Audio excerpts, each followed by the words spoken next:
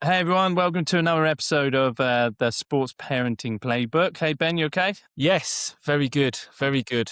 How are you? Yeah, I'm good. We're back, and we're back with a bang because today we are joined by Jim Kielbaso. And Jim is a world-class strength and conditioning coach, so very close to my heart because I used to be a strength and conditioning coach before mini athletics. And Jim has trained some of the thousands of athletes at every level, from youth athletes all the way to professionals, Olympians, and NFL combined prep. And I was actually introduced to Jim's social media by a friend of mine. So thanks, Callum. And a few months ago, and watched a lot of his stuff, and I absolutely love it. His career has spanned everything from college performance at the University of Detroit to being the president of the International Youth Conditioning Association, where he helps educate coaches globally on how to develop young athletes. So I'm really excited for this conversation. Welcome, Jim. Thanks, guys. I'm excited to be here too. Firstly, right, let's unpack this. So, can you give a definition of athletic development? Wow. Well, I don't have something prepared on that one, but athletic development is essentially, well, long-term athletic development is kind of the process of taking kids from a young age and teaching them all the tools they need to move properly. And it's going to include a variety of skills, including motor skills, balance, coordination, tactile, a lot of sensory information that they're able to process. But it's also going to include some sports skills at some point. So we're essentially teaching athletes how to move properly. And then typically we utilize other sports coaches for the sports skills. But in some cases, a sports coach could do a lot of this also. For example, a tennis coach could be doing athletic development while also teaching the skills of tennis. But long-term athlete development is kind of the process of providing a wide foundation. So you're teaching what I would call athleticism, the ability to run and hop and move and be coordinated and have spatial awareness, and then gradually increase the specificity up until an athlete is an elite level performer, or is not and wants to just be a fit individual. Do you think there's a correlation between athletic development and competency to participation in sport? Essentially, are you asking if a better athlete will participate more in sports? I suppose so. Yeah. I mean, I guess my question is, do you see, because with athletic development, there's a whole range of competencies, right? And do you therefore see those people, those kids that are very well-rounded athletes with wide range competencies taking part in more sports than those without those competencies? Well, that's a great question. It's kind of like what comes first, the chicken or the egg? Yeah.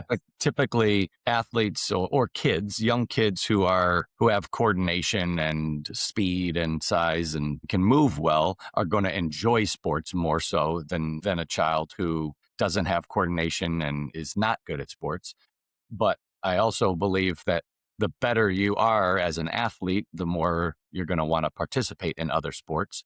So it's kind of both. I think a lot of what we see, at least in America, is a huge dropout rate in sports at about age 13, a massive dropout rate. And that's usually the point where, well, there's lots of factors. There's social factors, and there's, time management in school, and, all these things going in. But it's also the point where, to me, better all around athletes, not just skilled players in one particular sport, are able to kind of overtake athletes who have concentrated only on the sport. So, for example, in soccer, we just have a huge inundation of skill development that's occurred here. These things all change. Like American soccer used to be criticized for just being big, strong, and fast, but having terrible skills. And so everything kind of switched over, and now everybody wants to do skill development. But when the kids are turning about 13 to 15 years old, now we're not seeing the same level of athlete. So it seems to be that everybody's looking for that balance of like how much athletic development do you do versus how much skill development. So yeah, I 100% think that it's a factor, being a good athlete. And what a lot of the research has shown is that the the kids who participate in more sports and more hours of different sports at a young age have developed essentially a better foundation and are able to grow and be better at a single sport when they start to focus on it later in life. I guess my question was then built to lead to this one is that okay, so then we established that then. I'll give you my own experiences. I used to be a strength and conditioning coach in the UK. I used to work for the Lawn Tennis Association and various other sports. And one of the things that I noticed that the better schools, so private schools especially, had access to strength and conditioning coach teaching athletic development skills at various different points. And it was clear that those kids, because they had the opportunity and the access to people like, strength and conditioning coaches and everything else, their competencies, their confidence was superior to those that didn't have access to those. And this was why we formed Mini Athletics, to make it more accessible and fun and all that kind of stuff. So yeah, I mean, do you think that athletic development should be a part of school curriculums? Absolutely. And when you're talking about schools, you're talking about public schools, not sports schools. No, just normal school. Normal schools. Absolutely. I don't know exactly what your physical education programs are like in the UK now. Are kids in elementary school having physical education time where they're playing games and learning these movement competencies? Yes. Okay. And they are here too. It used to be a much more vibrant program. We would do physical education multiple times a week, and there was quite an emphasis on developing motor skills, and that has shifted quite a bit. I'm sure in the UK, academic demands have just steadily increased.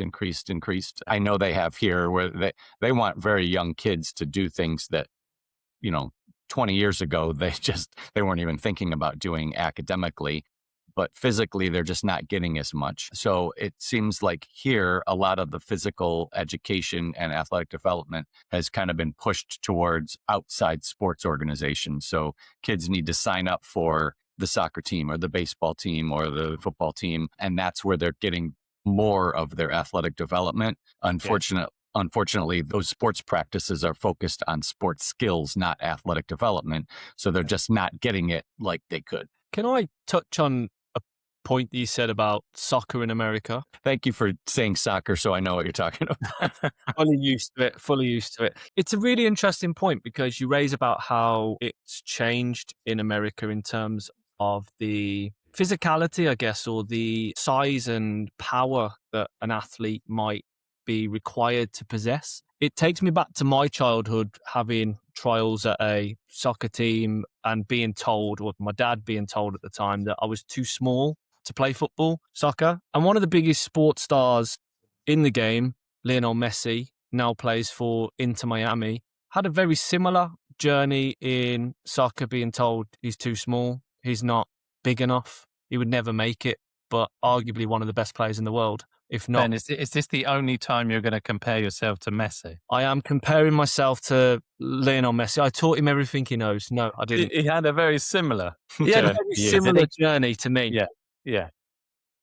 But it's interesting that there is now a shift to teaching skills and ability to control a football, dribble, be quite small, have low center of gravity, because he's seen as the best footballer in the world. And has that made a big shift in what is required, or is there actually a point that you can factor as to why that change is being made? Because that's something that stands out to me. But is there another reason, do you think? I don't know that. Well, I could be wrong. I don't think Messi was the reason that Americans started going that way. I think it was more financially driven by.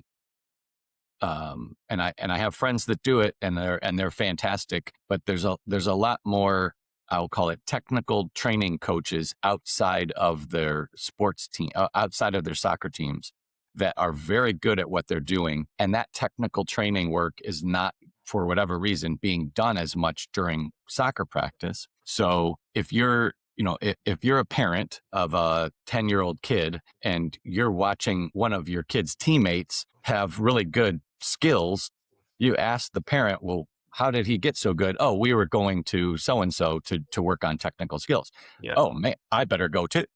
Yeah. I need my kid to be that good this weekend. So they're Yeah. thinking like, oh, well, we have to get good now. So a lot of the focus on sports skills, I think, it's a change in parenting, and it's a change in social media. Parents want to post about how good their kids are. They want to be at the game, and they want their kid to have good skills, and they don't want to get back in the van after the game and have to wonder if their kid is good enough to be on this team.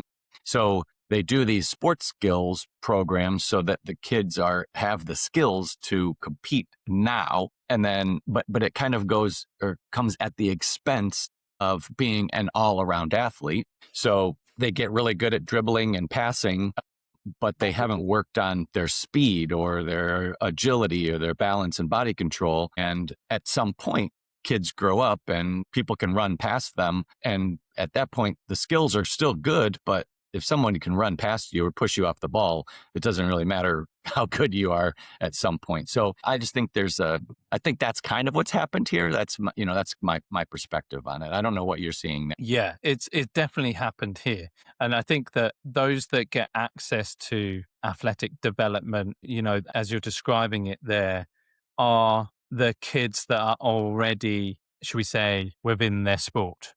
By being naturally athletic, I suppose, naturally talented within the sport, and then they get access to people like you. It doesn't happen at grassroots, and the grassroots coaches are not educated enough to give that athletic development. Hence why we form Mini Athletics, right? Because it is a program that is solely, and this is not a Mini Athletics plug, but it is a program that is solely for the athletic development of kids, sport aside, if that makes sense.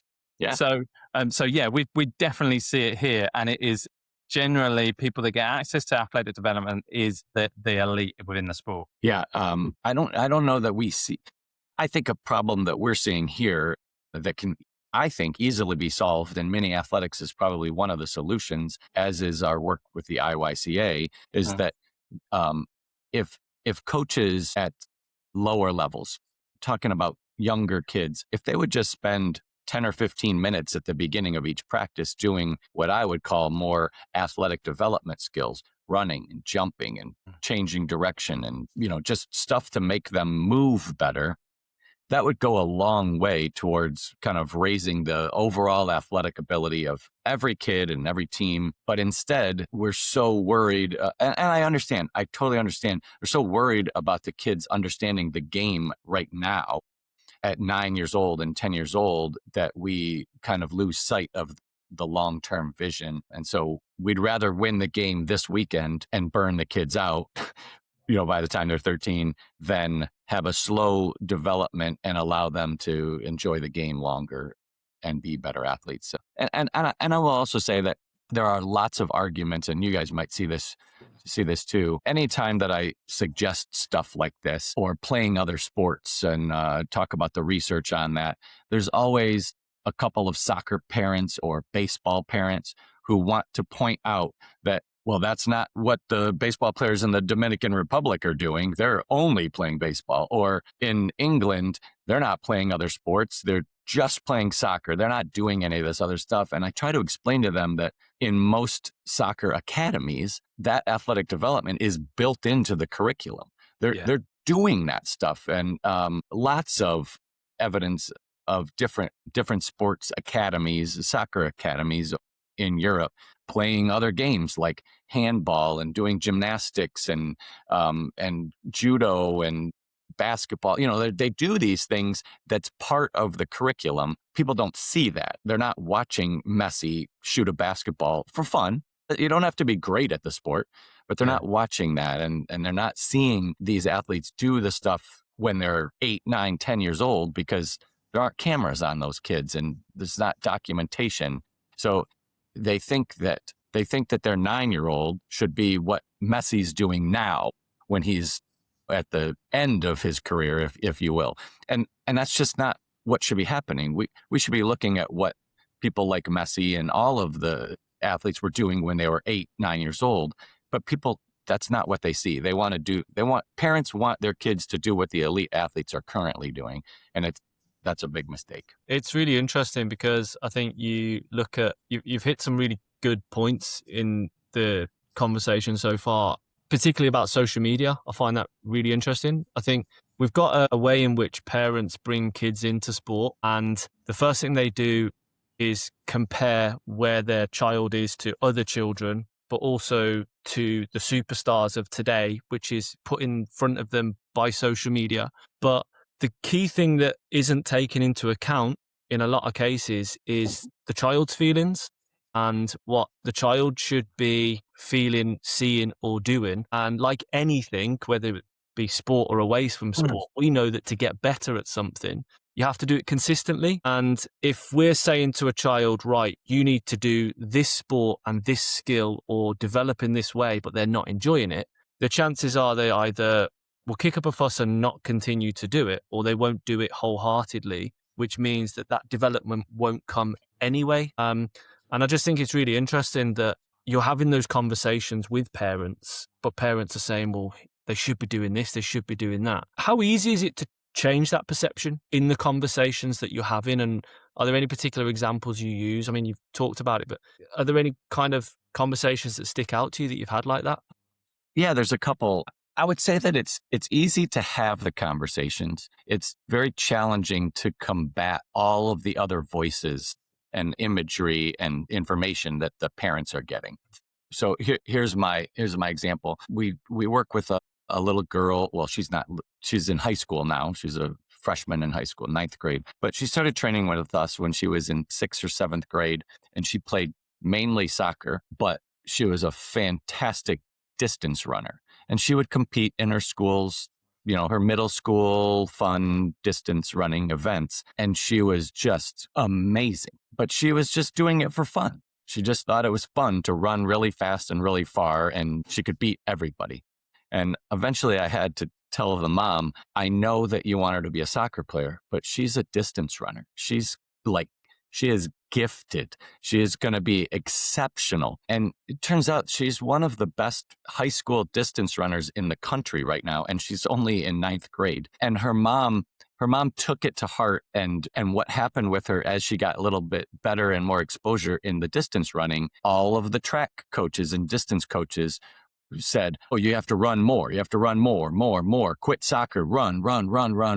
And she did a really good job of telling people, no, I think she's doing okay, because she was beating everyone. And she realized that she could easily burn this girl out by having her run too much and too often. So she just allowed her to do it kind of the way she wanted to do it. And to me, it's a fantastic example of parents getting lots of information and being able to see a little bit longer picture. I know that I was part of painting that picture, because I kept saying, she's not going to be at her best in high school. You want her to be able to run when she's 25, 30 years old. That's when she's going to be at her absolute best. And if you burn her out when she's 15, she'll never hit that.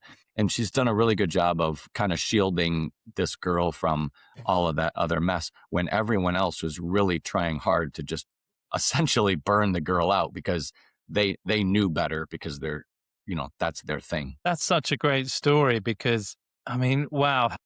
We talk about resilience of athletes, but the resilience of the parent there to resist the noise that must have been coming at her. Constant noise. And what's really sad too is that a lot of the soccer coaches, she's very small, kept saying, I don't think she's good enough to be on this team. And I kept thinking, at some point, soccer should just be fun for her, because I think she's going to be a runner, not a world-class soccer player, even though she's very good at it. So I kept encouraging the mom, have her maybe on a team that accepts that she will be doing other things. Yeah. And she's made a move, and I think it's working out better for her. But I'm sure you guys see the same thing. A lot of coaches want their kids to only be doing what their sport is, because they want them to pay for that sport, and they want them to focus on that sport and put all of their attention into that sport. I love it when coaches not only say they should be doing other things, but actually allow them to do other things. Because we hear a lot of coaches who will say, oh, yeah, you should play other sports. But there's no time because they're practicing every day and there's not enough time in the day or energy in a person's body. So it's very refreshing when you see it like actually happening in real life. It's amazing as a coach to be able to spot that stuff though, and it takes a really good coach to be able to say, I think this child should also do this. I mean, I've had that experience as a mini athletics coach. Like we do running, jumping, and throwing in a lot of our sessions, in every session, and we're working on all the other skills. But we have kids come in and they're fantastic at throwing, and they might be 5, 6, and I've said to parents like, you should get him playing cricket. Like he's got an incredible throw on him. Well, I don't know if he's going to enjoy that. How do you know unless you take them there? And I think sometimes you've got two angles there. The coach might not say to the parent they should do this out of fear of losing them from their program or their team. And the parent might not know where to start with the sport, or they might not be interested in that sport, so they don't want to do it. But again, it comes back to that thing that coaches and parents can lose sight of the only thing that really matters, and that's that child's development and love of sport. It's a difficult one. I think it's very difficult. And I think a lot of it is social pressure, or not.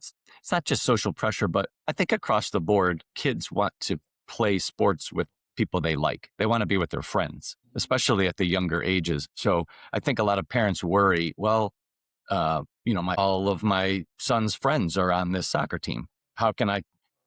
But there's also a problem that parents want to socialize with the parents of other kids. So they take their kids there because it's a social experiment for them. Well, absolutely. I hear it all the time that parents get sad when their kids quit sports because they love to party and drink in the hotel lobbies when the soccer team or hockey team is traveling, and they're going to miss all that. So yeah, there's a whole family dynamic that goes along with it too. So there's so many things that happen. And I think the best coaches can kind of all of that, not just focus only on what's happening on the court or on the field or on the ice. They see all of it and understand they understand the bigger picture, because not every athlete's going to be a professional athlete, or even in America play college sports. And that's a huge driver in the United States, is for kids to get scholarships to go play college sports. Yeah. So that they don't have to pay for college. And oftentimes I'm not even sure it's the money. It's more the prestige of telling people that I play college sports, because there's a lot of kids that aren't getting any money to do that, and they continue to play because they enjoy it. So I think sports can teach a lot of life lessons and really help kids develop as human beings, and in lots and lots of ways. But it can also really hamper them when it just focuses only on winning the game, and just that sport, not teaching them the other life lessons. So you've trained kids and athletes of various different ages right up to elite level and pros. What separates the kids who really progress in sports to elite level? Well, that's the $1 million question, isn't it? Certainly there's a genetic component to it. There's also a parental balance between pushing the kid and making it fun. Because I'm sure we've all heard stories of, the mom or dad that just drives the kid and they end up being a professional. And certain parents want to cling to that and say, okay, then that's what I have to do.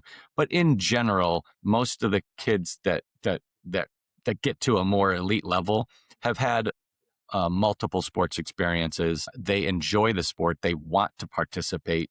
They want to go to practice. And the ones who rise up have a different level of focus when they're participating in anything. So it could be when they're lifting weights, or it could be when they're doing a skill session or during a game. They have a different level of I guess I'll call it focus and intensity. They can get rid of some of the outside noise and lock in on what's happening and put 100% effort in. I believe that allows them to progress faster than kids who they're showing up to practice, but they don't really want to be there. So they're screwing around and they're not trying as hard and they're not getting as many reps. And when they do something well or they mess up, they're not they're not processing that information. They're not telling themselves, "Oh, I made a mistake because I did X, Y, or Z, or this worked for me because I did this." So they're not taking in the information. They're just kind of there. And I think you have to have a level of interest in becoming better. And kids who are simply not interested in becoming better are not. They're just not going to be better. You can't force that on a kid, I don't think. But like Wayne Gretzky, do you guys follow hockey very much at all? Not hugely. I Okay. know the name, but I don't So follow hockey. Wayne Gretzky is arguably the best hockey player ever, and he had two brothers that were also very good at hockey. But the brothers, as they got a little bit older, liked to go out and party with their friends. And Wayne just wanted to stay in his garage and shoot pucks at a net. And that's all he did.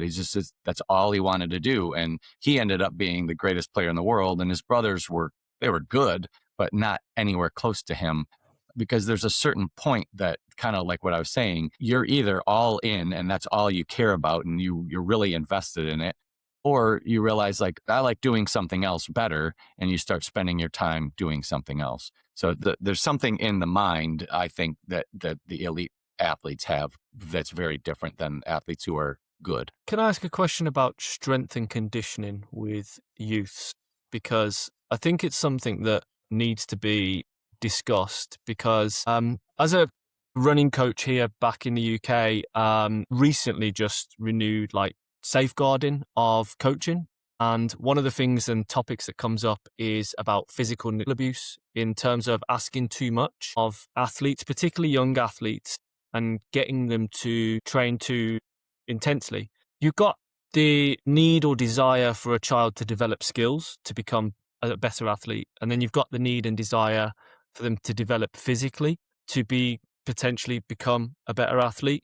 Getting either of those things wrong can potentially mean that a child doesn't progress in sport. I'm really concerned that there's parents that would be potentially listening to this or looking at social media, thinks my son needs to get bigger, my daughter needs to get stronger, go and lift weights. What's the way in which you can safely introduce that to a youth athlete?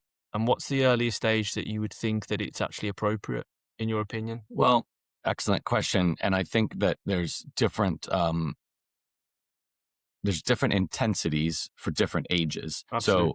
So I find it 100% acceptable for 8-year-olds to engage in what I would call athletic development or strength and conditioning, but Yeah. it's not. But that would look very different than a 16-year-old.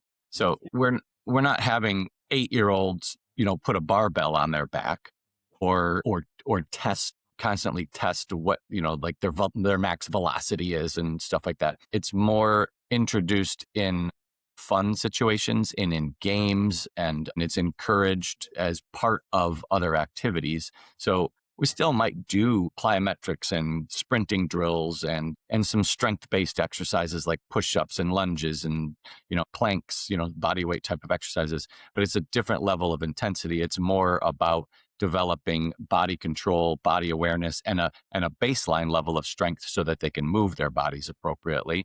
Because you'll see some kids at that young age who they can do 10 push-ups and they can hold a plank and they can jump in the air. They're going to be able to move much more efficiently than a kid who can't. They don't have the strength to control their body. So at that point, those young kids, they'll really benefit from developing just a baseline level of strength. So you can call it strength and conditioning, but they just need to get to that level where they can control their bodies better. So I think at 8, it's completely acceptable. Younger ages, it's even less structured. So you can still do stuff. You can still do some jumping and running and all that stuff. It just is going to be less intense. Mm. The intensity and the focus is going to gradually increase as they get older and can handle a little bit more. It will also increase faster for athletes who have done it longer. So their training age is higher. So for example, a 10-year-old who has been doing stuff with you or with me for 2 or 3 years can handle more than a 10-year-old who has never been exposed to any of this. So that 10-year-old needs to start a little bit more at a rudimentary level. And that goes all, that's all the time. And same with like a biological age. Some 10-year-olds they look like 14-year-olds, and other 10-year-olds look like 6-year-olds. So you have to take that into consideration as well. I think that, at least for me, we used to see more of that physical, what you call abuse. I think people, at least here, have backed away a little bit, but we still see it in certain sports where kids are getting pushed a little bit too hard. And I don't know that I think a lot of parents and coaches want a strict definition of like exactly how much is too much. Yeah. And I hate to use this analogy, but I don't know if you guys have. I think it was a politician that years ago they were trying to. This is going to sound crazy that I'm talking about this. They were trying to ban pornography in America, and someone asked the politician, "Can you define pornography?" And he or she said, "I can't define it, but I know it when I see it." And it's that abuse is also occurring in athletics. I can't tell you that 10 sprints is too many, but 9 is okay.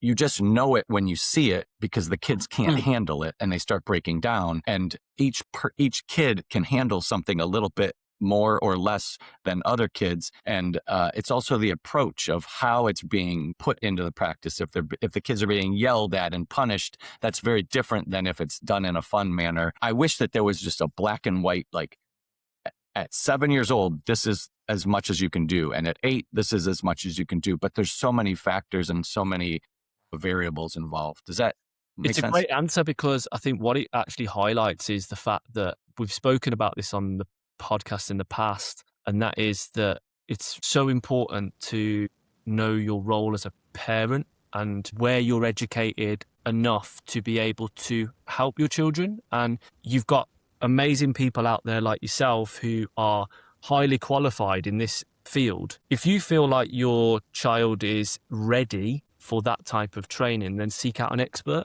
and let the coach do the coach and not be the parent trying to do the coach role. And my daughter, she's 7, and we've got a gymnastics bar in the playroom. She spends all of her time spinning around on this gymnastics bar. And yesterday she came to me so excited because she could basically hold the bar as if she's about to do a chin-up. She can pull herself up, go upside down, and hold herself perfectly parallel with the strength. And I'm thinking, she's developed a real good amount of strength. But that's simply through playing, not through me pushing her and thinking, I'm going to make you strong. Some parents would look at that and go, right, she's ready for the next level. And I think that's where we need to really, as parents, be careful and trust people like yourself to train and develop children in the right way so that there isn't that crossover. So I think it's a great answer. And that thing about you only know it when you see it is because each child and adult in that sense is going to react in a certain way to a training stimulus. And you're only going to realize it when you see it, but it's recognizing it and going, actually, that's too much now. That's not happening again. Yeah, gymnastics it's a very tricky sport. My middle son did gymnastics and was a very elite level when he was young, and the coach was fantastic. But they always wanted more. And some of the older kids could handle it. My son was very, very small and wasn't eating. So he wasn't able to recover from a lot of this stuff. So I just had to keep pushing back saying, I know you want him here 4 days a week, 3 hours at a time, but he's only going to be there 3 days a week for 2 hours at a time because he can't handle this yet. So get as much out of him as you can in those 2 hours, and I'm picking him up. And at first the coach thought like, well, that's not enough time, but he was winning and he was doing great and he was loving it. And I could see in him that when he overdid things, he would fall apart at home. He couldn't handle it. And I think it's like we just said, like when you see it, you see it. Unfortunately, most parents see it too late and the kids are broken down. They have an injury. They want to quit. They're burned out. They're not having fun. Other things are happening. And I think it's much harder to pull back on that leash early because you want to let the kids run and do everything and do what other kids are doing. So, because that's what is cool and that's what's right. It's very challenging to do that. Yeah, I've got an example of that as well, actually, is that I used to have to consult as part of my role in tennis. And I went to an academy where I think the kid was maybe 10 or 11 and the schedule was nuts. Like he had to get up 8 a.m., to do the aerobic training, whether that was intervals or something like that. Right? And then he would do like an hour and a half of tennis, and then he would do S&C in between that. God knows what he did because he would have been knackered by that stage. And then in the evening, maybe an hour and a half squads as well. And that was like 5 days a week. And then he'd compete at the weekend.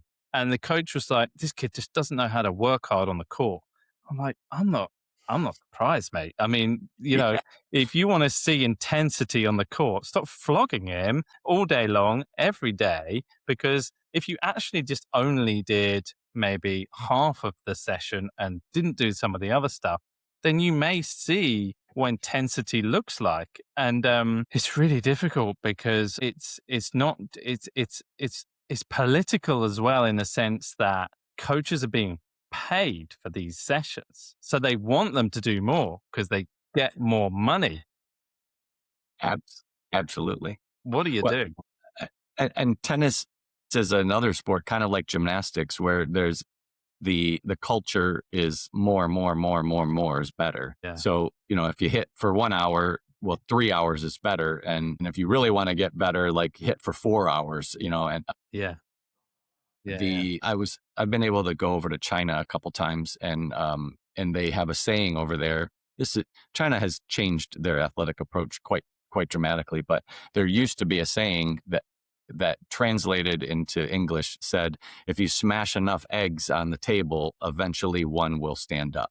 And the theory was like, just keep pounding these kids with practice and eventually one will make it through and be good. And I think that there's a lot of older coaches or even coaches that aren't old, but were coached by old school coaches. They have that philosophy. Swimming is another one, that more mileage is better. Like the more you swim, the better you're going to be. And I understand it, but a lot of injuries and a lot of burnout takes place because of these things. And I think that a lot of athletes who could be really good at sports and enjoy them more end up quitting because it's too much for them. It's quite staggering, really, because the underlying principle of getting better at something, physiology, is that your body has to be fatigued and then you have to supercompensate. So part of training is recovery, and adults, so like applying that to my own running or to adults that I've coached with training in the past, it's getting them to understand that you have to rest. You're not losing out by resting, but you have to rest because the body needs to grow stronger, and that's how it rests and grows.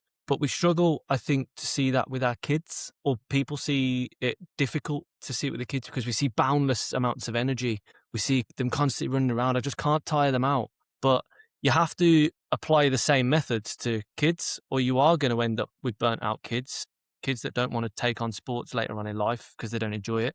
And it's quite sad that maybe that can't be transferred for whatever reason. So some of it comes down to lack of education by parents, but it shouldn't happen. Coaches shouldn't have lack of education because they should understand this, right? But sadly, it happens for other reasons, like trying to create the next superstar or trying to make a winning team. And I think that's the bit that is hard to hear sometimes. Yeah. And I think we hear all these stories. It gets celebrated that people who do more and can push past crazy obstacles like end up better. So David Goggins is a great example of how are you guys familiar with David Goggins? And I mean, all of his speeches and books are about doing things that most people should never even bother attempting to do. But people think like, well, he did it, like I should be able to do that too. And so it's celebrated that you should do more and that's going to pay off. The reality is that most people are not going to be able to do that and don't need to do that. And it's actually going to be detrimental to them. And I did hear a strength coach recently talk to a group of athletes saying, if you want to get faster and stronger, we can do that. But that means that you're going to have to pull back on the amount and intensity of your practices. Because if you're practicing 5 days a week for 3 hours and you're also having games on the weekends, you can't come over to me and do enough intense sprint work to get better because you're already tired. And we can't lift weights to get a little bit stronger and improve your power because you're already so tired, and it's going to have a huge negative impact the next day. You're not going to be able to get through 3 hours and you're all going to break down. So something has to give at certain times of the year. And I think that yearly planning is very difficult for a lot of athletes as they get older to see like, okay, at this time of year, I can back off on my sports practice and concentrate on speed and agility or strength development. Yeah. And then at the other time, I can back off on strength training and I can focus more on my sport. I think that's very challenging for a lot of people. I'm thinking back to when I had numerous conversations as part of a multidisciplinary team of when we had the kids or athletes in the day. I would always want them first, and the technical coach would always want them first. Yeah. I always lost. Yeah, of course. But Jim, thank you so much. I feel like we could sit here for hours, but you've got so much to do, and it's been such a great conversation. The first question is, where can parents go to learn more about what you do, and is there anything that they can go to help with the athletic development of their kids that you offer out? Well, for that, probably going to iyca.org. So the International Youth Coaches Association is probably where they're going to want to go to. And we're developing more and more information for parents. There's a lot of free information on that website as well. And if they're local, if they're here in Michigan, then they can come to my business, Impact Sports Performance. But I'm guessing that most of your listeners don't live within 20 minutes of where I am. So probably going to iyca.org is the best place. And then they can always find me on social media as well. And thank you so much. And when Mini Athletics gets to Michigan, we are absolutely going to come visit you. That would be awesome. Thanks, Jim. Appreciate it. Thank All you. right, guys.